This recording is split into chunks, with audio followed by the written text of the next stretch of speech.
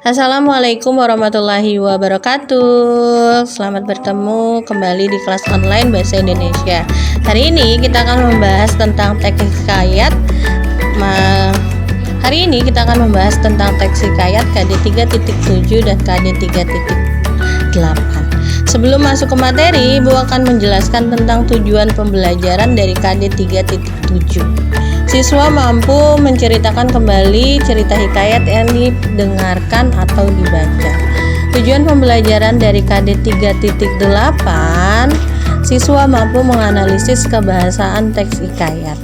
Langsung saja kita masuk ke materinya. Apa sih yang dimaksud dengan hikayat? Hikayat merupakan salah satu karya sastra lama yang berbentuk prosa yang di dalamnya mengisahkan tentang kehidupan dari keluarga istana, kaum bangsawan, atau orang-orang ternama dengan segala kehebatan, kesaktian, ataupun kepahlawanannya. Di dalamnya juga diceritakan tentang kekuatan, mukjizat, dan segala keanehannya. Fungsi teks hikayat yang pertama sebagai sarana hiburan, yang kedua sebagai sarana pendidikan karena di dalamnya tergantung banyak nilai yang dapat diteladani dalam kehidupan. Yang ketiga sebagai sarana menunjukkan dan melestarikan budaya bangsa. Selanjutnya kita akan membahas karakteristik teks hikayat. Yang pertama terdapat kemustahilan dalam cerita. Salah satu ciri hikayat adalah kemustahilan dalam cerita, baik dari segi bahasa maupun dari segi cerita. Kemustahilan berarti hal tidak logis atau tidak bisa dinalar dengan akal sehat. Yang kedua, kesaktian tokohnya. Seringkali kita temukan kesaktian para tokoh dalam hikayat ditunjukkan dengan kesaktian kedua pangeran kembar. Contohnya di hikayat Indra Bangsawan yaitu Syahperi dan Indra Bangsawan serta raksasa, di mana Syahperi mampu merusak sebuah kerajaan sedangkan raksasa mampu mengubah wujud, dan Indra Bangsawan mengalahkan Buraksah.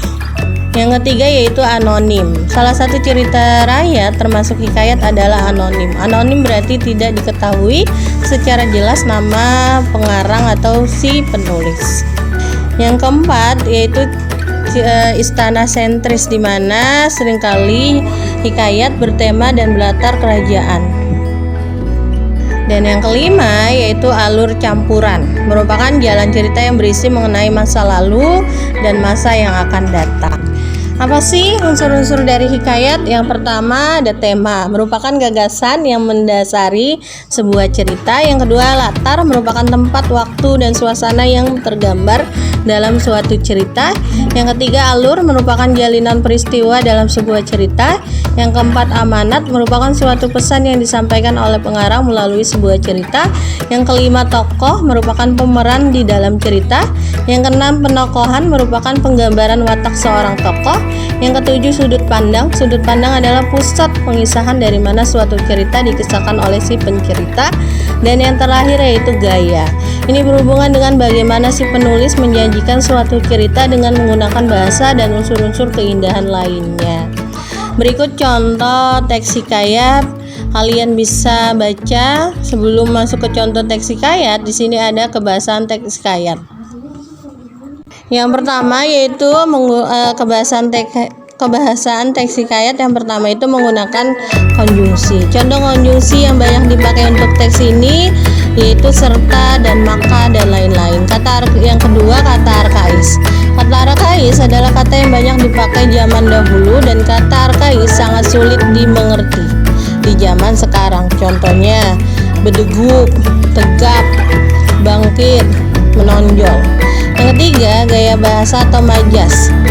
Salah satu teknik untuk memanfaatkan kekayaan bahasa untuk memperluas sebuah karya sastra dalam teks, penggunaan gaya bahasa sangatlah sering ditemukan.